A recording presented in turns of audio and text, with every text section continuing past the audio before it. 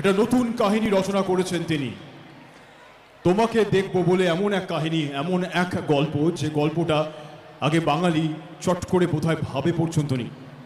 সেটা জন্ম যদিও বিদেশে, কিন্তু এই দেশে এই জায়গায় যিনি প্রথম কলকাতার বুকে অপেরা দেখিয়েছেন বাঙালিকে, তিনি ঠিক এই মুহূর্তে আপনাদের মাঝে মঞ্চে ইমন চক্রবর্তী, কলকাতার বুকে প্রথম অপেরা। অ্যান্ড ইমন, জোরে হাততালি হোক ইমনের জন্য।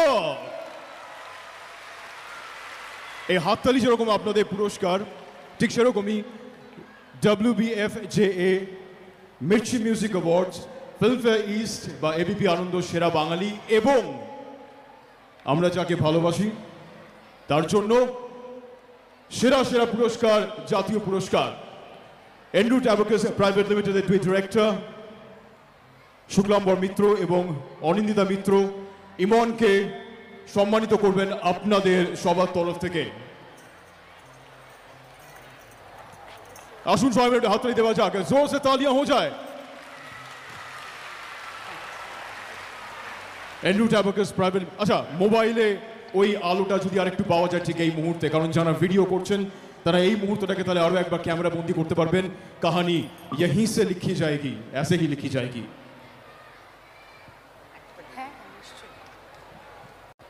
একটু হাততালি হোক এই মুহূর্তটার জন্য, যাদের হাত খালি রয়েছে। অবশ্যই ইমনকে অনেক অনেক ধন্যবাদ আমাদের মাঝে আসার জন্য।